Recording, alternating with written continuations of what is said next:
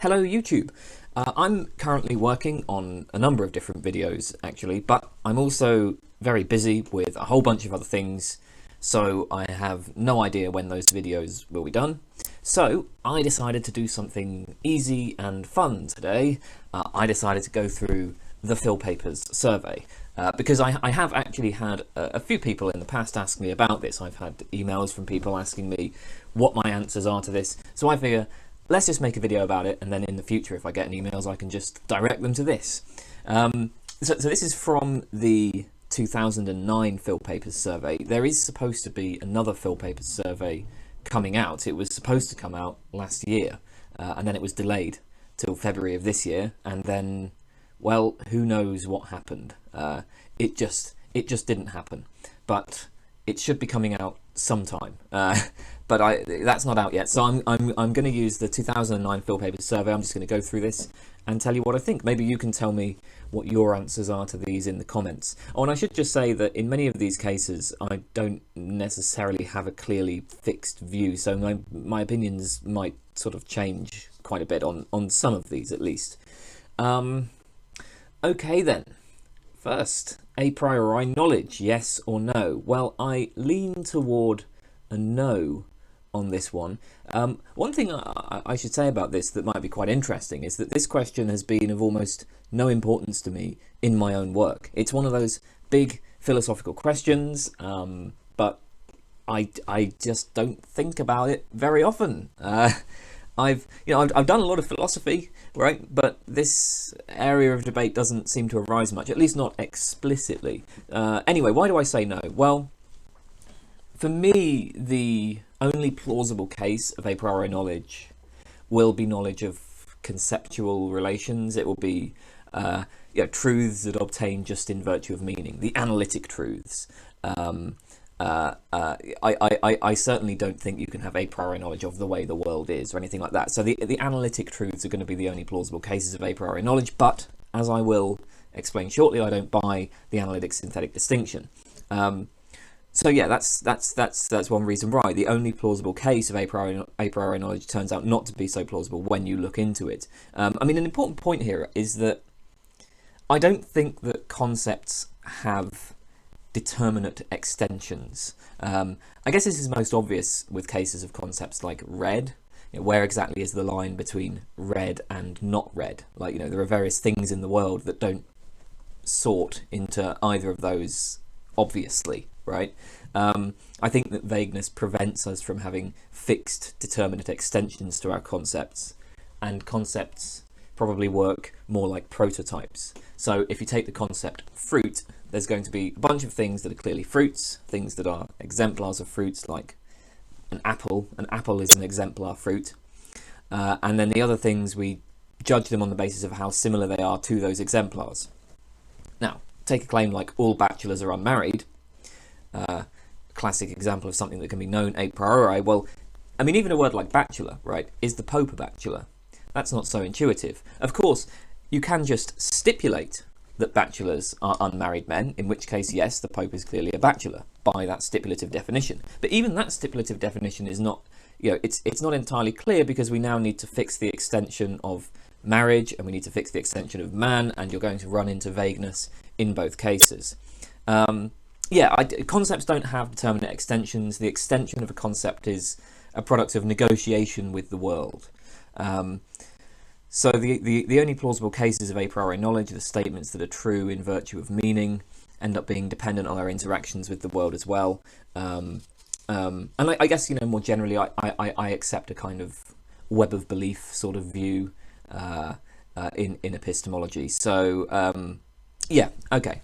So I think that probably answers why I'm leaning toward a no on that one. All right, abstract objects, Platonism or nominalism. I accept nominalism.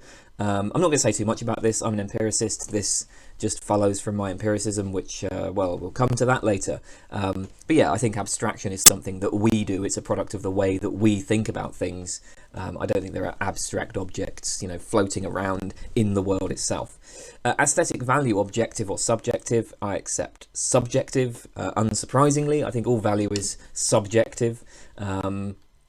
Okay, analytic-synthetic distinction. Well, as I've said, I lean toward a no on that one.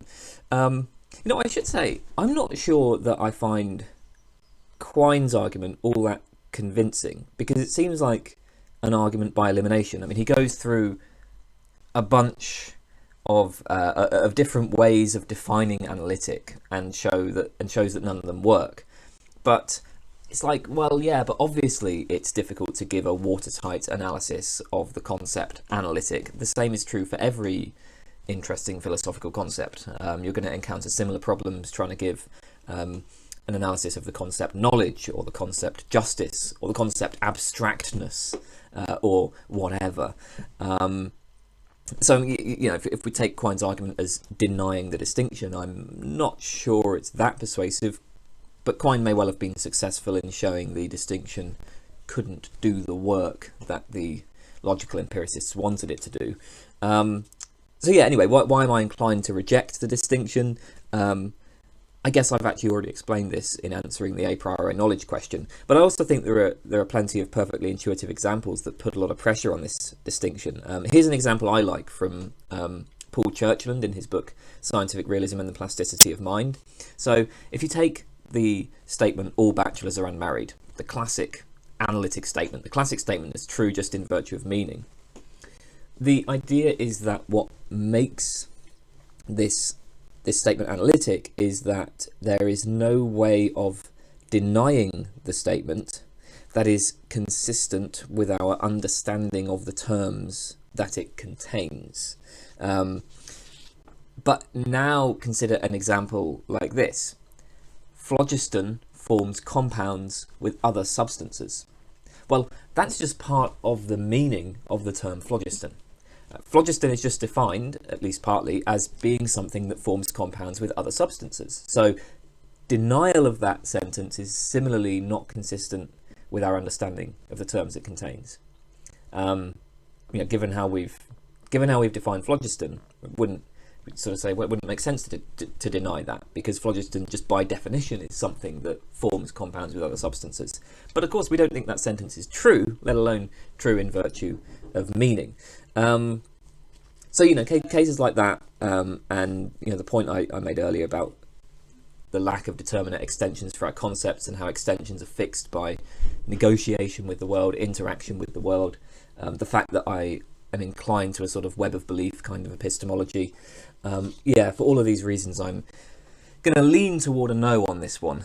Although I guess I should say, the idea of a priori knowledge and the analytic-synthetic distinction, I think they might be useful as sort of idealizations, as simplifications. There may be concepts where it's useful to draw this distinction.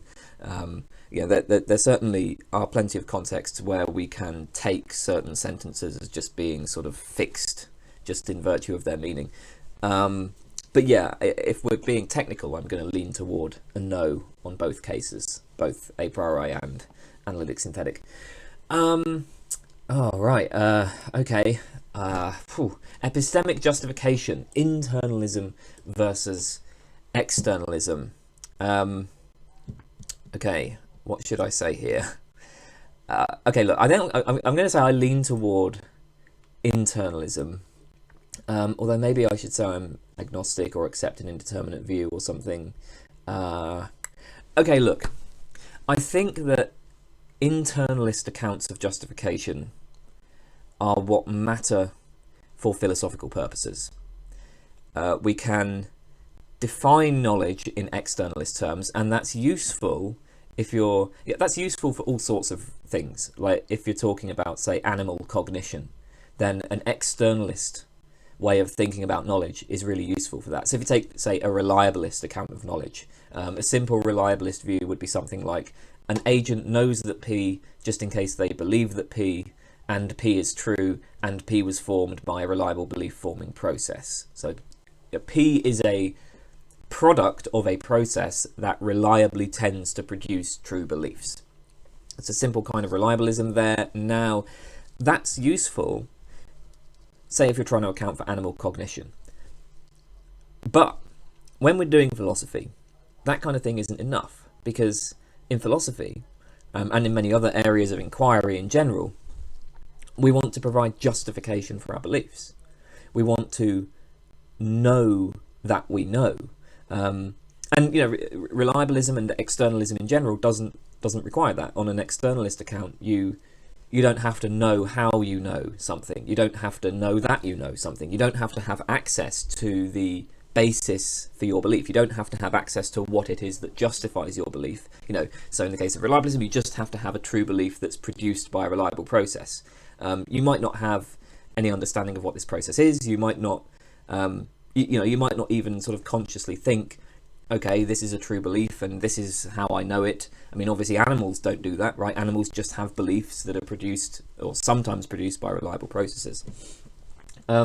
But I think from a philosophical point of view, or even from the point of view of just inquiry in general, right, externalism just completely misses the point. And that's why I say I lean towards internalism, at least in this context. Because we want to give justifications. But I think knowledge is a very broad and messy concept that can be precisified in lots of different ways. You can explicate the concept in lots of different ways. For philosophical purposes, I would favour an internalist approach to it.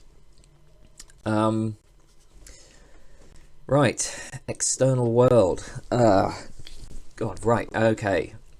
I said this would be easy and fun, but I keep having to think about completely different philosophical questions. I'm just jumping from one to the other, and actually it's not so easy. But okay, idealism, skepticism, or non-skeptical realism. Well, I reject the way that this is framed. This seems to me to conflate metaphysics with epistemology. So idealism versus realism is a metaphysical debate about the nature of the objects we perceive.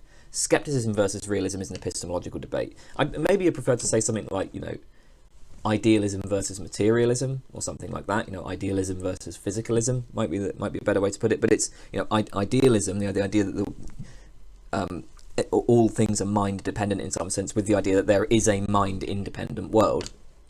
That's a metaphysical debate. Idealists do not deny, for example, that chairs and tables exist, right? The idealists accept that we know that there are chairs and tables, and we know various properties of chairs and tables. They just offer a rather unconventional metaphysics of chairs and tables. They offer a rather unconventional account of what's really going on, of what the underlying nature of chairs and tables are. Now, with respect to that debate, I'm just agnostic. I'm just generally agnostic about metaphysics, as I mentioned earlier. I'm an empiricist, so I'm generally just going to take an agnostic stance on these sort of metaphysical claims. Now, with respect to skepticism versus realism, that's an epistemological question, right? Like a skeptic will say that we're just not justified in believing that there are tables and chairs. Idealism is a form of realism, I think, is what I would want to say here. Idealism is a form of realism because they think we do know that there is a world and we know the objects in the world and so on. Skepticism denies this. A skeptic is going to say we're not justified in believing that there are chairs and tables and trees, etc. Now, with respect to this debate, I'd say that I'm a realist, but for sort of maybe Humean, or I'm a kind of Humean realist, or a pragmatic. Maybe I'm just pragmatically realist. Very simply, I don't think that the skeptical argument can be overcome. I mean, at least I don't know how to overcome it. I've never seen a response to the skeptical argument that struck me as convincing. But I just do believe in objects in the external world. Or maybe I shouldn't say external world. I just do believe that there are chairs and tables and so on, and that there are other people, etc., and that I know various properties about these things. I think that my way of approaching this is to kind of reconceptualize epistemology in such a way that the skeptical challenge just can't arise. And so what I would want to do is to shift from thinking about how to justify a particular belief to thinking about the conditions under which it's rational to hold a belief or something like that. It's a shift from thinking of justification to thinking of rationality. So in my view, and I'm not sure about this because I haven't thought about this in a great amount of detail, but the kind of view that I'm inclined towards at the moment is to say rationality is simply a matter of, firstly, coherence, like logical consistency, and secondly, it's a matter of acting in such a way that your experiences, that the experiences you have are brought in line with what you want your experiences to be. So rationality is like a matter of a kind of harmony between one's desires, expectations, and results. You know, the results that you achieve. But that's it, right? There are no other rational constraints, which means that rationality is extremely permissive, right? This is a kind of voluntarist sort of view. You know, that it's not irrational to believe in things without justification. Maybe that's one way to put it. Do I want to put it like that? Yeah, let's put it like that. Fuck it. Let's put it like that. Let's say that's what I think. That's what I want to say. So, you know, I may not be able to justify the existence of an external world, or at least I can't give the kind of justification that the skeptic is looking for. But I want to say that doesn't make me irrational. It's perfectly rational to hold that kind of view. And actually, in general, you know, I'm very. So I say this is a permissive view of rationality. I am, as we will come to later, I'm an anti-realist about morality. I'm an anti-realist about science. You know, I don't believe there are moral properties. I don't believe there are electrons, etc. But I don't think it's irrational to believe in any of these things, because, as I say, rationality is a matter of like coherence, and it's a matter of kind of acting and believing such that your experiences are brought in line. You're reliably able to bring your experiences in line with what you want your experiences to be, and it may be the case that there are, you know, the belief forming processes that you use to come to beliefs about what you experience will just end up generating various beliefs about things that go beyond what you experience, and that's fine, right? As long as those belief forming processes do not violate those two constraints on rationality that I just expressed. Does that make sense? I don't know if that made any sense. Yeah, the point is this. In answer to this question, well, it's not really well phrased. I think it's too unclear to answer, because it conflates the metaphysics with epistemology. In terms of the metaphysics, I'm agnostic. In terms of the epistemology, I'm a non-skeptical realist, I think. Okay. Free will. Well, I'm going to lean toward compatibilism.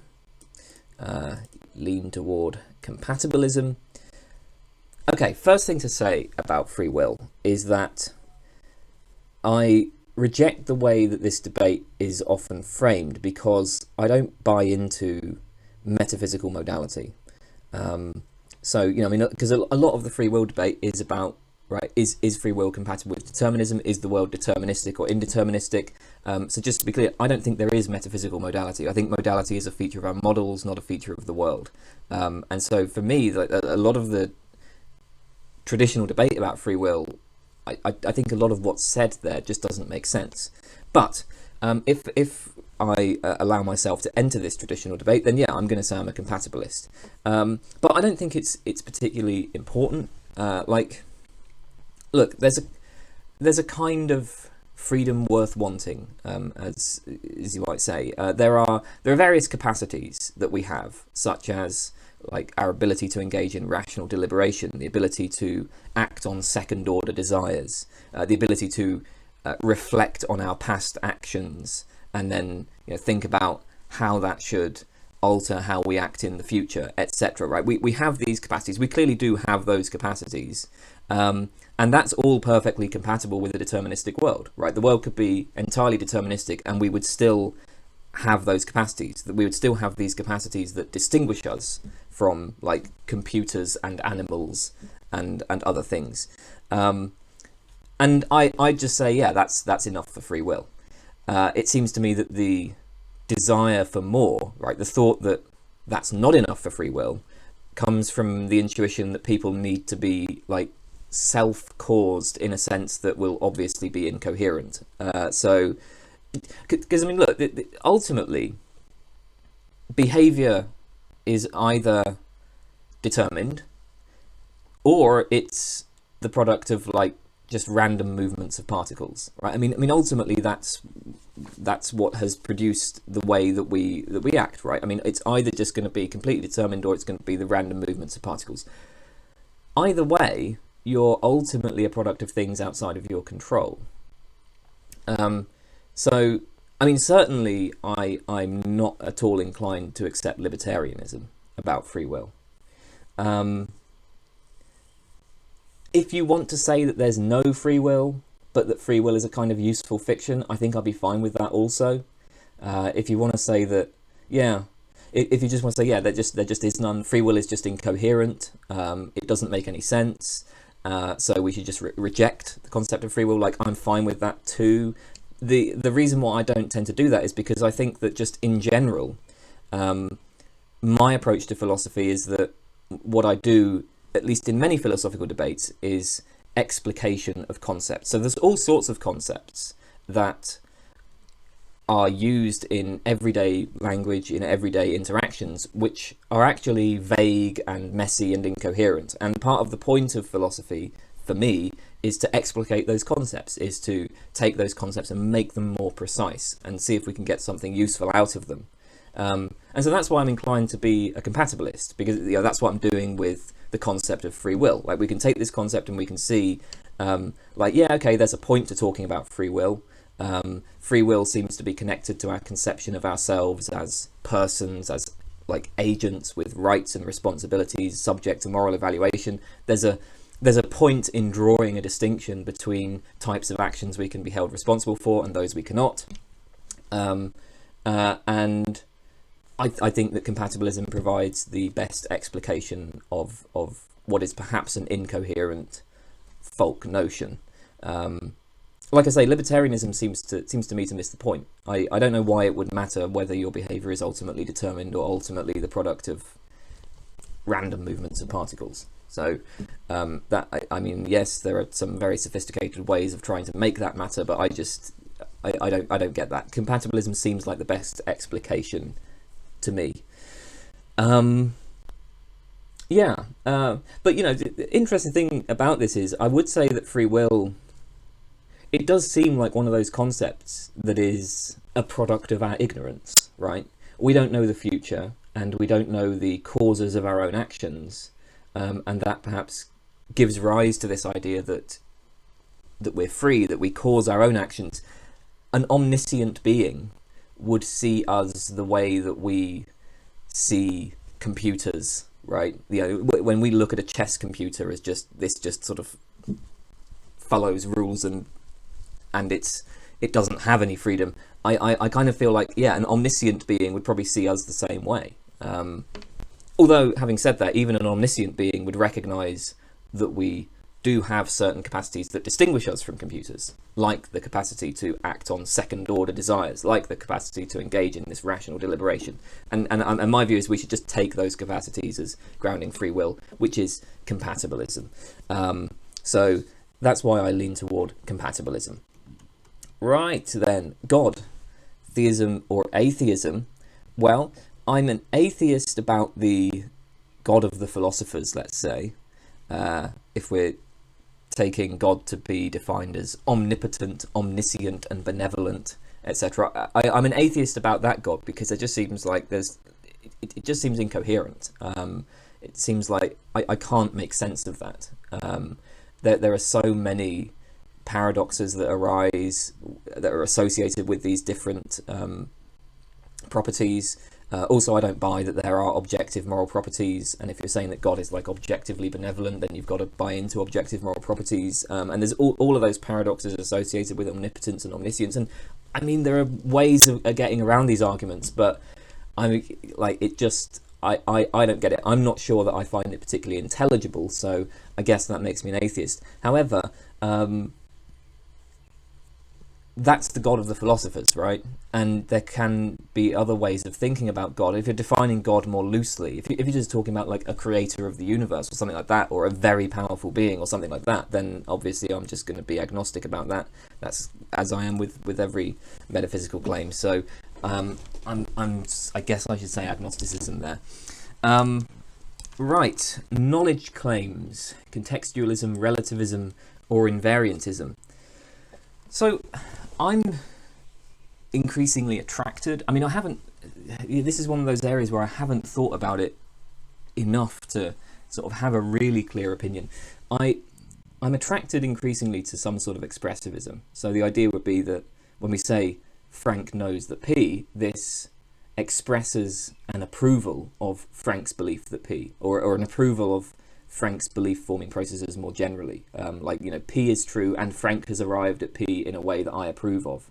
And I don't know where that would fit into these categories. But I think that sort of officially I'm probably a relativist at the moment. So let's take knowledge as justified true belief. And I'm aware, obviously, there are all sorts of challenges to justified true belief, but let's just go with that just as an illustration. Well, in the case of justification, we have to choose the relevant epistemic standards, and there's no fact of the matter there. It's not that there aren't like certain there just isn't, right? You know, standards don't like exist mind independently. We have to choose the relevant standards. Similarly with truth, we have to choose the standards for truth. When I say, for instance, that the table is flat, what counts as flat depends on the context, and that's just up to us. Now, I don't know, maybe that's actually just a kind of contextualism, although to be honest, I've never quite understood why contextualism isn't just a form of relativism, because you're saying that knowledge claims are relative to context. That sounds like relativism to me, at least a form of relativism, right? But anyway, it seems to me that context, as contextualists use that term, isn't really well defined. For me, it's not so much that it's relative to context in general, but it's going to be relative to the standards adopted by individuals, which I think makes me a much more radical form of a relativist than most contextualists are. Like, if you're going to count contextualists as relativists, they're probably not as radical as me, because for me, I guess one way to put it is that for me, the context is just a matter of what the individual person decides, right? The individual person has certain epistemic standards. They have certain standards for what counts as truth, for the conditions under which a statement is true, rather, and that's it. So yeah, I think I should probably say that I lean toward relativism there. Okay, empiricism or rationalism? Well, as I have mentioned, I am an empiricist. What's the justification for being an empiricist, you ask? Well, there isn't one really. I've made a commitment to it. I've sort of planted my flag in the empiricist corner. It's an ongoing project, right? I like to conceive of empiricism as a stance in Van Frassen's sense. So the idea is that empiricism amounts not to a belief about what the world is like, but to an attitude or a commitment. Obviously, traditional empiricists would say things like, you know, all ideas are derived from sense experience or something like that. I don't think that's a very useful way of thinking about empiricism. I prefer to think of it, as I say, more as a stance, more as an attitude. You're not committed to any particular propositional claim. So the empiricist stance is going to amount to, first of all, a commitment to anti-dogmatism or fallibilism. The idea is that no hypothesis can be ruled out with certainty, right? We keep an open mind. Any hypothesis is potentially going to be something that can be rejected in the face of the appropriate experiences. So yeah, you don't rule anything out with certainty. Secondly, empiricism involves an anti-metaphysical attitude. The way that Van Frassen puts this, I think, is that he says that empiricists reject demands for explanation. I don't know if I'd necessarily say I reject demands for explanation, but I certainly don't view explanation as a guide to the truth, right? Yeah, the fact that we have a good explanation, or the fact that X is the best explanation for some phenomena Y, is no reason for thinking that X is actually true. I take it that part of the empiricist project is to try to account for the practices that we engage in without metaphysical theorizing. So take, for instance, moral judgment, mathematics, theoretical modelling in science, modality, causality, etc. As an empiricist, we try to account for these things without postulating some world behind the phenomena that they truly describe, right? So I mean, that's I guess the anti-empiricist urge would be to say, well, you know, the reason why we do all this stuff, the reason, like, what allows us to engage in moral judgment, or what makes moral judgment something worthwhile, or similarly, you know, what allows us to engage in mathematics, what makes mathematics worthwhile, is that these things are capturing facts beyond what we observe.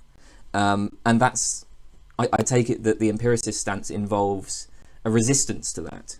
You don't need these things to be true. You don't need these things to truly describe phenomena, truly describe reality behind the phenomena in order for them to be useful. So that's how I think about empiricism. But as I say, it's not a propositional claim. It's a kind of stance. It's a project. It's a way of thinking about things. And so I don't necessarily have a justification for it. I like empiricism, and I think it's plausible, and I want to kind of try to work out an empiricist defense of at least the things that I'm competent to talk about. I mean, when it comes to something like mathematics, I'm probably going to have to leave that to someone else because I don't know it well enough. But yeah, I mean, when it comes to, say, moral judgment, theoretical modelling in science, I'm going to try to work out an empiricist account of these things. Right, laws of nature, Humean or non-Humean? Well, first question here would be, how do I interpret this? I think that what this is getting at is I think it's referring to a debate about metaphysical necessity. So the traditional debate here is that Humeans will treat laws as being merely descriptions of regularities, and non-Humeans will say that laws govern the phenomena, that laws necessitate the phenomena. The non-Humean will suppose that there is physical necessity. Now, I accept Humeanism in that sense. I don't think there is, like, you know, metaphysical necessity. However, I would say that I think both the traditional Humeans and the non-Humeans go wrong insofar as they treat laws as exceptionless universal regularities in the world. I'm inclined to say that laws in that sense hold only in idealized models. So maybe I should say that I'm just an anti-realist about laws. I mean, this is a point that's raised by people like Guerri and Cartwright. I guess I'm inclined to that, and that's more sort of non-Humean, insofar, or at least it's a kind of non-Humeanism, insofar as we're rejecting the idea of laws as exceptionless universal regularities. But like I say, I think this question is probably getting at the debate about necessity, and in that sense, I'm definitely a Humean. Right, logic, classical or non-classical? Well, I mean, both, obviously. I'm assuming so obviously there's a sense in which any sensible person will accept both, because you know, there's all sorts of applications for non-classical logic, right? Like, just obviously, that's not deniable. I guess the question here is, which of these captures correct reasoning? But in that case, no, I don't want to accept both. I want to say there's no fact to the matter, don't I? Yeah. Or do I? Maybe I should. Well, they're both useful idealizations, and they have different applications, and you have to choose the right tool depending on the context. But I don't really buy the idea that there is such a thing as, like, correct reasoning objectively. So maybe I should just say there's no fact to the matter. I think that's what I should say there. All right, mental content, internalism or externalism. Well, my inclination here is to say there's no fact of the matter. But as I'm saying this, I see that this is, like, the most unpopular of all of the positions, and maybe this is... I mean, I think this is the most unpopular position that I have adopted so far, and I mean, like, I've adopted some pretty unpopular positions so far, right? I mean, and this is the most unpopular. And also, I don't really know this debate at all. Like, this is one of these debates where I have not got a fucking clue what I'm talking about. So I feel like, given the unpopularity of what I've just said, and the fact that I don't know what I'm talking about, maybe I should just skip this one. But look, the question here, I think, is, do mental states supervene on the intrinsic properties of the subject, right? That's the internalist will say that mental states supervene on the intrinsic properties of the subject who bears the mental states. The externalist rejects that, and I think there's no fact of the matter about that. I think it just depends on what's the best way of like carving up space that's useful for our inquiry. And that's it. I don't think there's a fact about how far, as it like what the supervenient space is for our mental states. I will say that twin Earth is a dumb argument, I think, and if you're going to go in for the internalist versus externalist debate, the more recent extended, embedded cognition stuff is a much more exciting way of being a kind of externalist. But that's all I've got to say about that. Don't listen to me here. I don't know what I'm talking about. Right, meta-ethics, moral realism or anti-realism. Well, as I've already explained, I'm an anti-realist. Again, this just sort of follows from the empiricism. I don't suppose there's much to say about that, right? Metaphilosophy, naturalism or non-naturalism. This question is very unclear to me. I think I'm going to have to say the question is too unclear to answer. Because what exactly is meant by naturalism? I mean, do you mean, say, Quine's naturalized epistemology? The idea that, well, philosophy should be like continuous with the sciences. In particular, epistemology should just be part of psychology, and so epistemology can't be normative. Well, I'm not a naturalist in that sort of sense. There's certainly a sense in which I would accept that philosophy should be continuous with the sciences, but only in a fairly weak sense, right? Like, some of the methods used in the sciences are also used in philosophy, and philosophy overlaps with the sciences, and philosophers in pretty much all fields would benefit from paying attention to the results of science. That's it, right? Like, I don't think that we need to like radically alter the way that philosophy works to bring it more in line with some conception of science. I don't even endorse the view that philosophers ought not to contradict the results of science. Like, I don't see the results of science as being this kind of trump card. So if a philosophical theory contradicts the results of science, that's not necessarily a conclusive objection to that theory. But I mean, the more general point about this is that if we're thinking of naturalism as the claim that philosophy should adopt the methods of science, well, the problem there is that I don't really think there is such a thing as the methods of science. I don't think science is a unified activity in the way that seems to imply.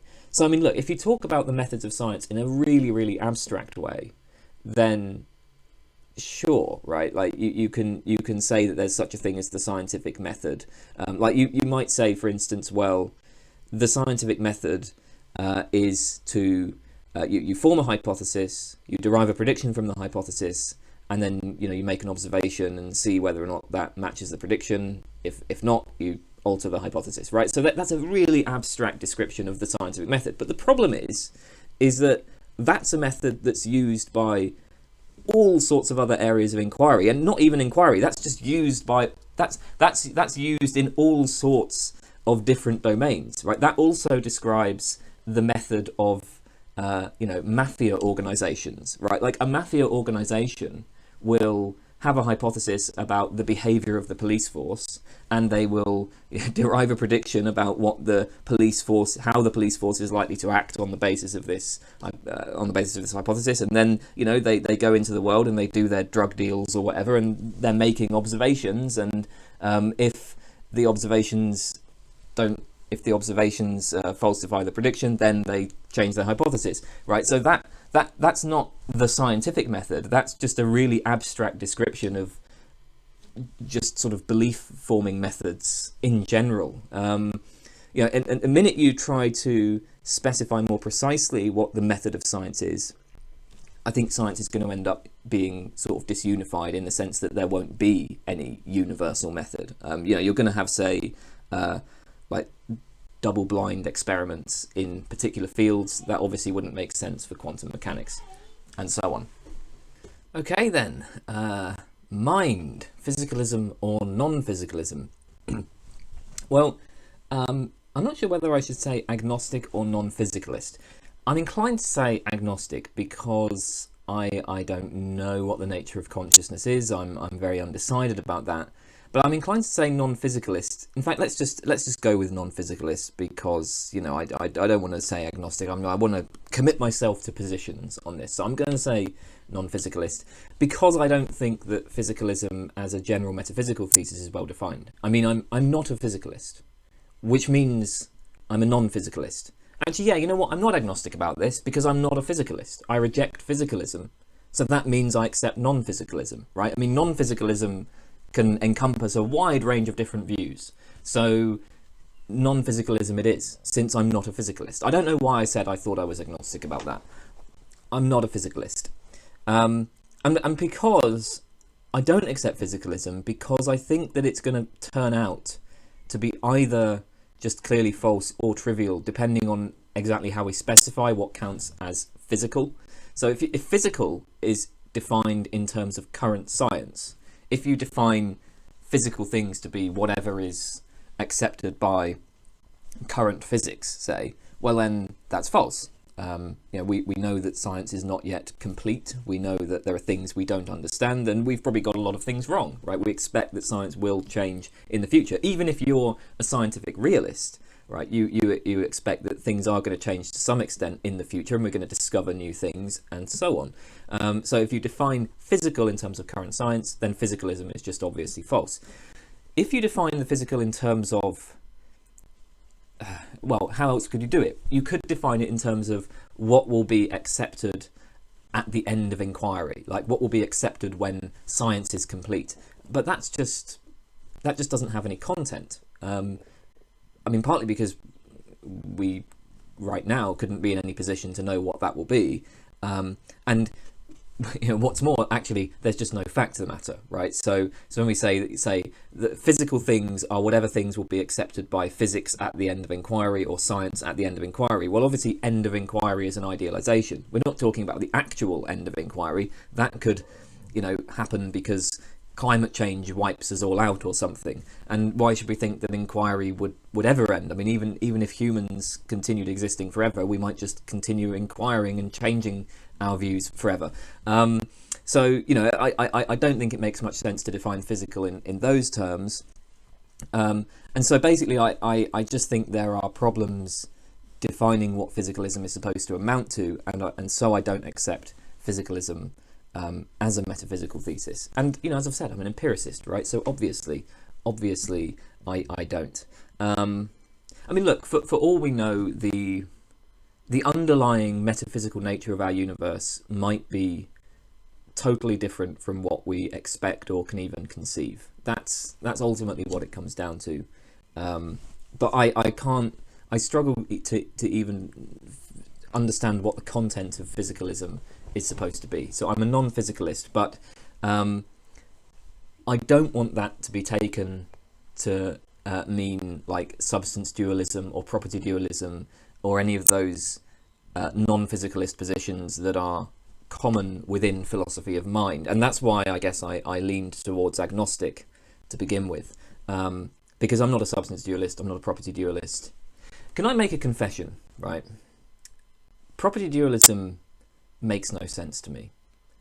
And I'm not saying that as a criticism. I mean, I literally don't understand it, right? I have no fucking idea what property dualism is.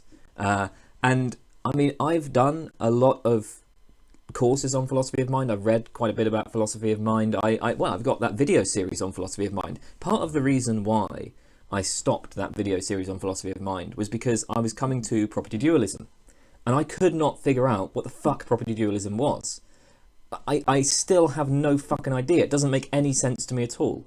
The idea that there's a single physical substance, but it has both physical and non-physical properties. Like, what the fuck does that mean? I don't understand that. Is that, maybe it's because, like, am I attracted to a sort of bundle theory view of properties? You know, objects or substances are nothing but bundles of properties. Maybe I am. Maybe that's why the idea of property dualism doesn't make any sense to me. The idea of a physical substance with non-physical properties. What is that? Right? What? I do not understand it at all. I mean, I understand the arguments, like the zombie argument and Mary's room and so on, but those arguments just seem to me to entail substance dualism, or at least a kind of substance dualism. I don't understand property dualism. There's my confession. I don't understand it. Okay, moral judgment, cognitivism, or non-cognitivism. Well, I accept non-cognitivism, and I accept it as the best explication of our moral discourse. So I wouldn't accept non-cognitivism as a purely descriptive thesis. So I mean, maybe one way to put this is, there are three ways of being a non-cognitivist. So first of all, you can be a non-cognitivist. You can assert non-cognitivism as a purely descriptive claim, and this is what the traditional non-cognitivist said.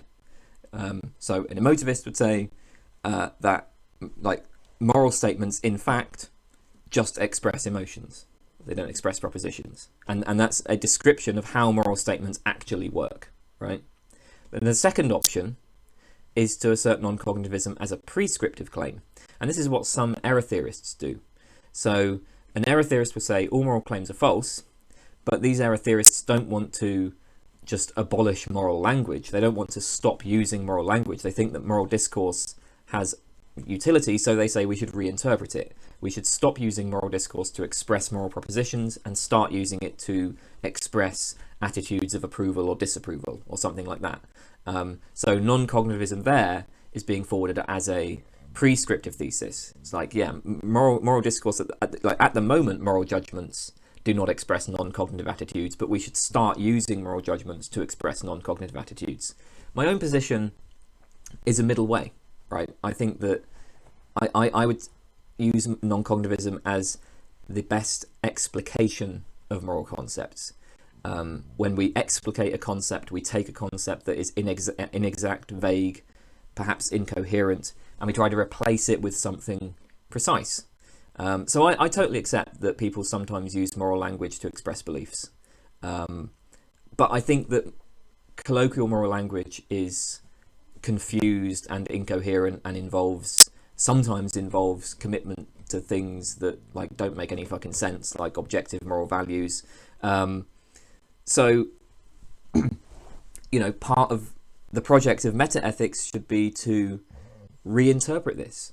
It should be to replace this inexact, vague, messy, confused concept with something more precise. And I think I would favour a non-cognitivist reinterpretation. But any acceptable explication of moral concepts is going to be a more sort of anti-realist position. I mean, the basic problem with cognitivism, or the basic problem with any cognitivist explication of moral concepts, which accommodates what I think needs to be accommodated. So any cognitivist explication of moral concepts which retains the central features of moral concepts, or the important features of moral concepts, is, I think, going to lead to error theory or something like that anyway, because there won't be anything in the world answering to those concepts. And then, given error theory, if you're an error theorist, well, you should be a non-cognitivist as a prescriptive claim, right? You know, you should say that non-cognitivism provides the best substitution for moral concepts. So, yeah, either way, non-cognitivism is what I'm going to favour. Right, moral motivation, internalism or externalism. Well, obviously internalism, but again, that's part of the explication of moral concepts, of moral judgment, right? So I accept that as moral concepts are currently used, colloquial moral concepts, as it were, externalism sometimes might be plausible. But I'm an internalist because I think non-cognitivism provides the best explication. Newcomb's problem, one box or two box? Obviously, I am a one boxer. Obviously. And the two boxers are just being silly. I have a video about this where I introduce Newcomb's problem, but in an extremely biased way. It's not... It's biased but fair, right? Like, I present the arguments fairly, but it's obvious that I'm a one boxer.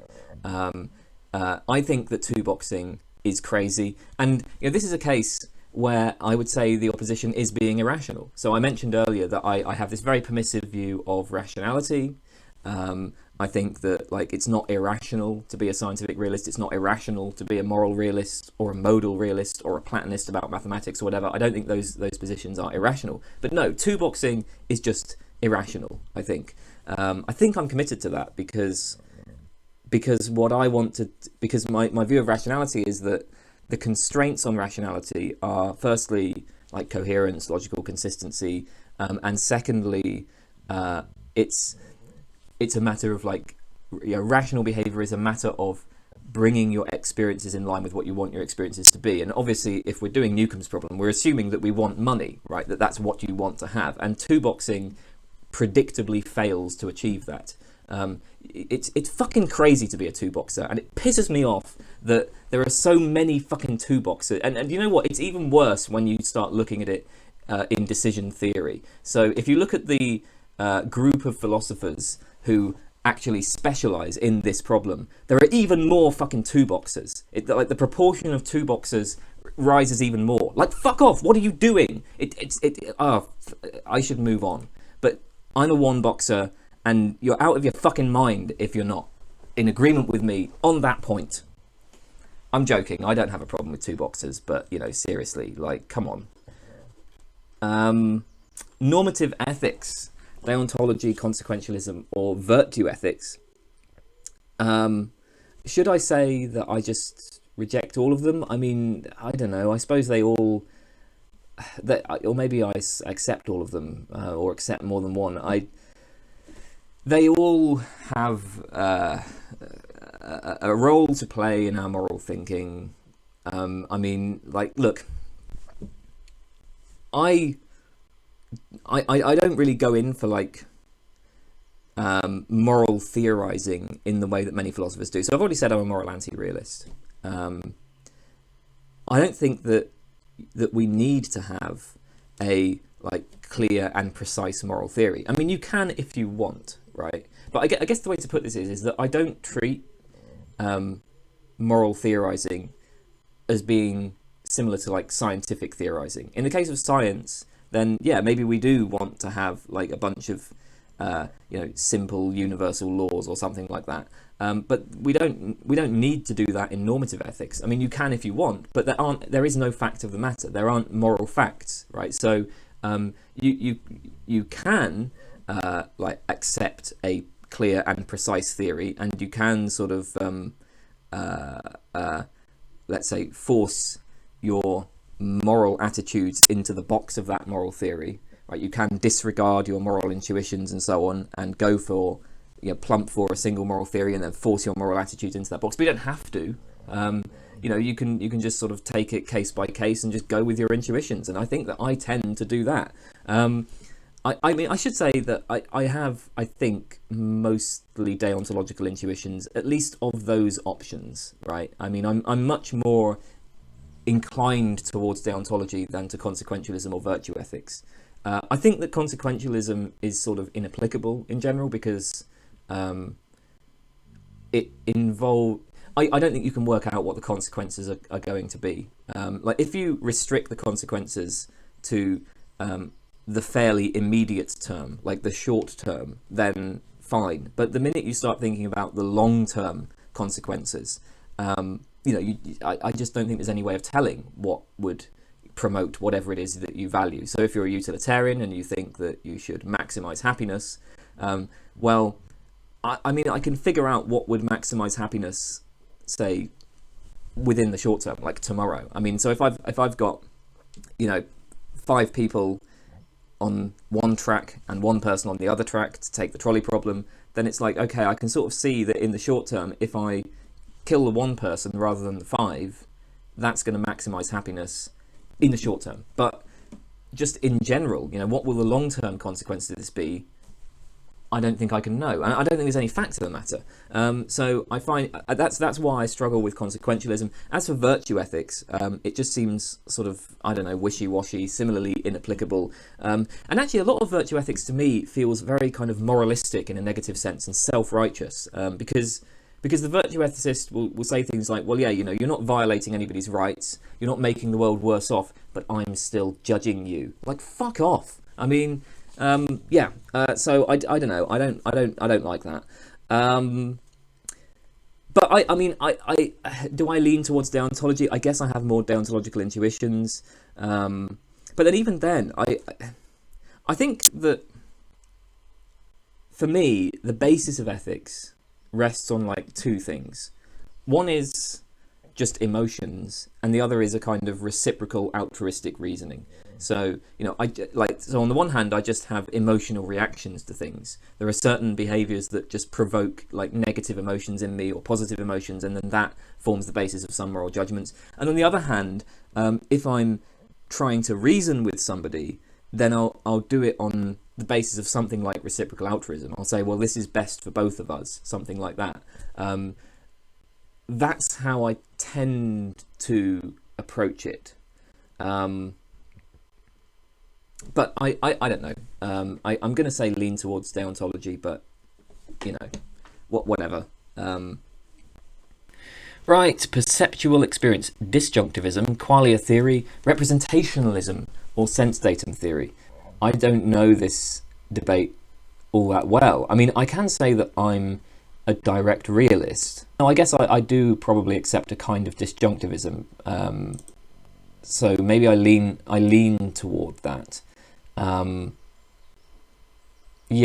Because I want to be a direct realist about it, and I guess I lean towards disjunctivism. But it's been so long since I've read anything about this that I'm really not that sure. I can tell you I'm a direct realist, and I think I'm probably committed to a kind of disjunctivism as a result of that. But that's all I have to say. Personal identity, biological view, psychological view, or further fact view? Well, for me, it's a largely pragmatic issue. I think I might say there's no fact to the matter. It's not fundamentally different from the question of when any other object persists over time. This is just going to be a matter of context. It's just going to be a matter of whatever way of framing the issues provides a more coherent, elegant, easily applicable theory, and so on. Provides a more useful way of thinking about things. There are certain contexts where it's useful to think of personal identity in biological terms. There are certain contexts where it's useful to think of it in psychological terms, and I don't. That's all I have to say about that. Okay, politics, communitarianism, egalitarianism, or libertarianism. Well, obviously, I accept libertarianism. I say obviously. That's obvious if you've heard me talk about this stuff before, which you might not have done. But yeah, no, I'm a libertarian. I'm slightly more left-leaning than the US-style libertarians.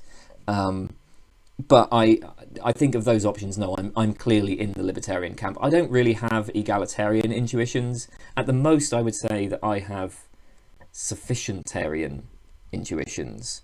I think that, the idea that everybody should have a basic standard of living, and everybody should have access to the necessities they need for life, like clean water and healthcare and so on. Plus, they should have access to various luxuries. My intuition is that intuitively would be better. It would be a better world if everybody was brought up to a certain basic sufficiency standard.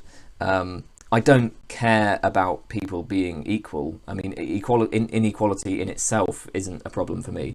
But I guess that's why I say I have sufficientarian intuitions. However, I'm very unsure about what the role of the state should be in terms of bringing about that world. So it's like, yeah, I agree that it would be a better world if everybody had a certain basic standard of living. But what should the role of the state be in bringing about that standard of living? That's something I'm not sure about. But yeah, I'm definitely more a libertarian, I think, of those options. I mean, increasingly attracted to just outright anarchism, which I think is probably a product of talking to Cole, because she's an outright anarchist, and I think she's starting to push me in increasingly an anarchist direction. I mean, the basic case, the basic point here, like the prima facie case against the government seems very powerful to me, right? Like, it's that, first of all, government involves coercion in principle. Governments hold a monopoly on force. So that's just the case in principle, right? And then in practice, governments tend to engage in massive rights violations while enforcing unjust hierarchies. Like, even the best governments that have ever existed, even the best ones, are fucking terrible in practice. So that's the first point. The governments in principle involve coercion, and in practice behave in appalling ways.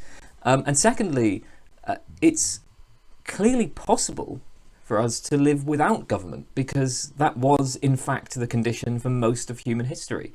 I mean, government is an aberration, right? Like, for most of our history, we did not have government. So the question then would just be, the question isn't, is it possible to live without government? Clearly we can.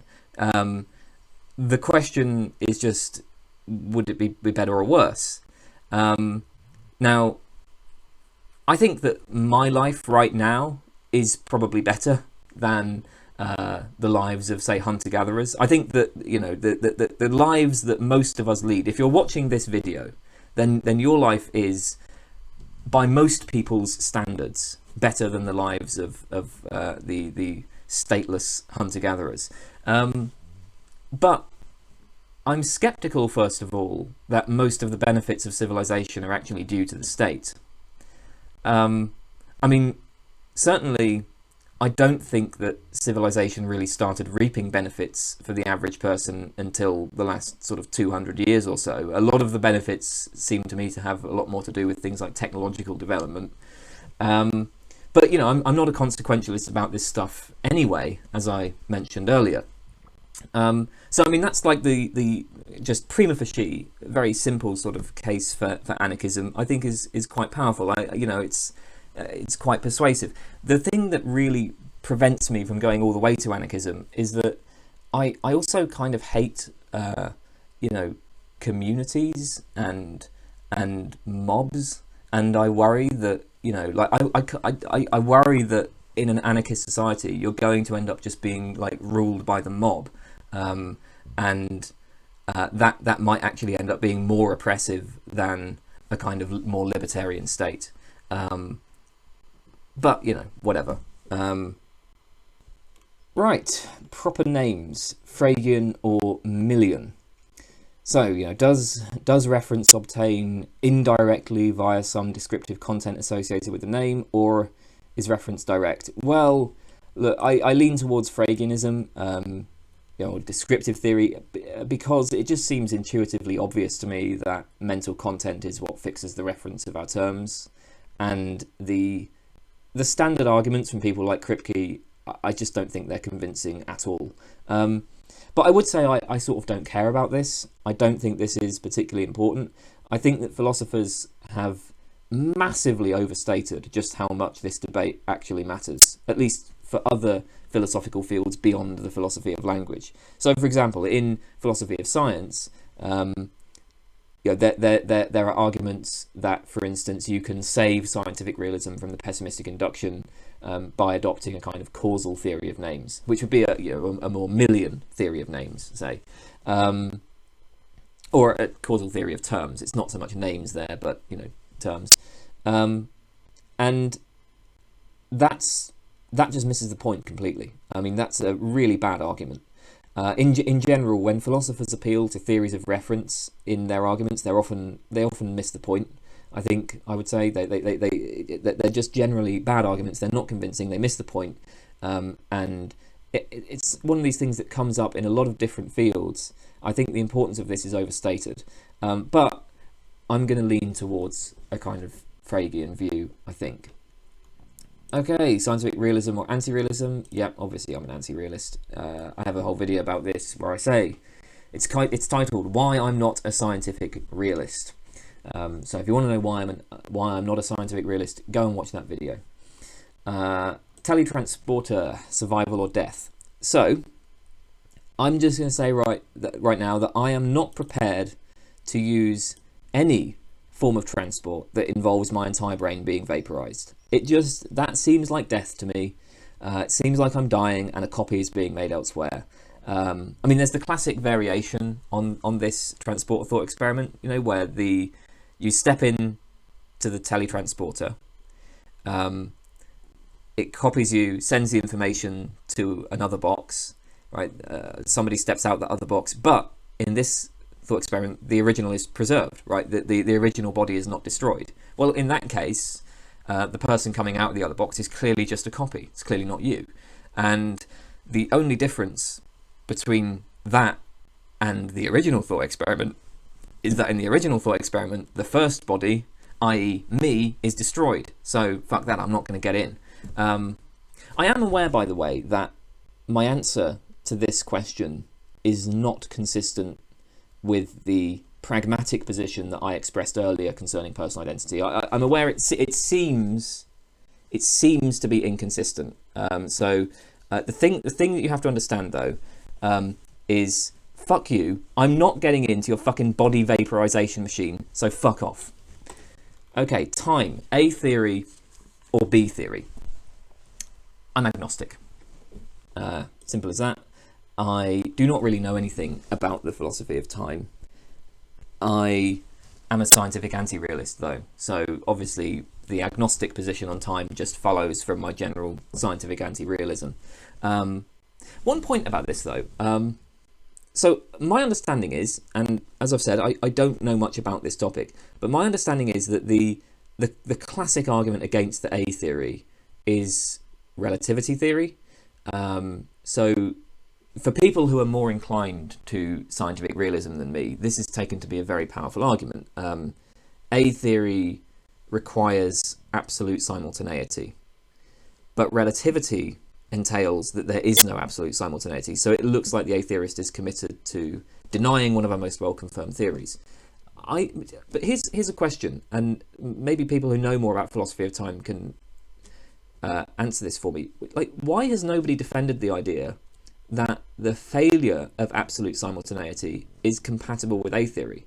I mean, has there been someone who's defended that idea? Because that just seems like an obvious part of conceptual space that people should have explored, is to say, well, actually, no, A theory just is compatible with relativity theory. You don't need to be committed to absolute simultaneity to be an A theorist. Like, is there some way of making those things consistent? Because I know that they seem, at least initially, to be inconsistent. But philosophers are very clever at figuring out ways of showing that things that seem to be inconsistent are actually consistent. And why has nobody done that for A theory and absolute simultaneity?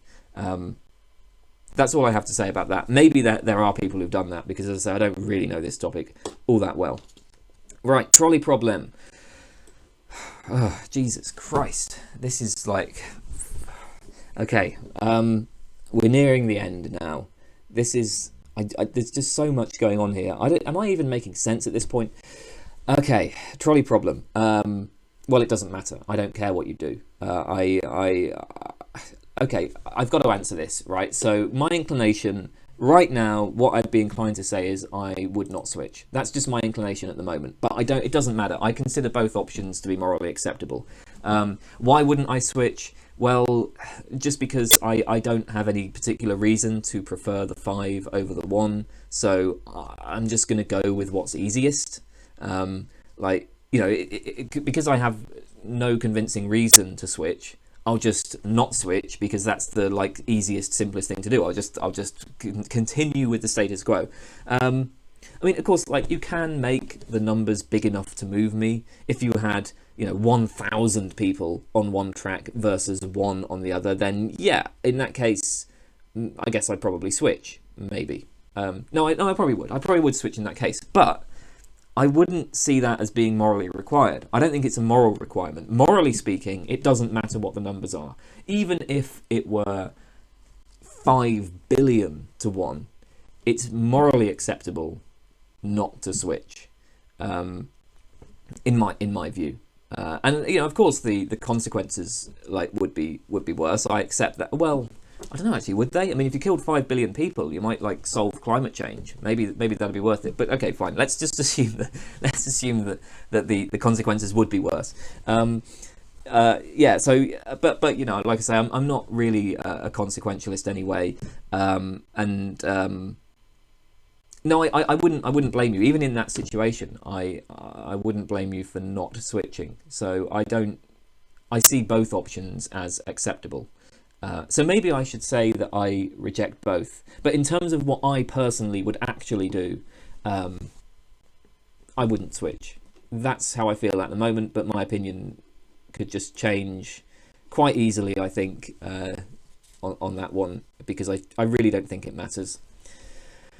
Truth, correspondence, deflationary, or epistemic? Well, I am not entirely sure what to say about this one. I've never been particularly interested in debates concerning the concept of truth. I don't know this field all that well.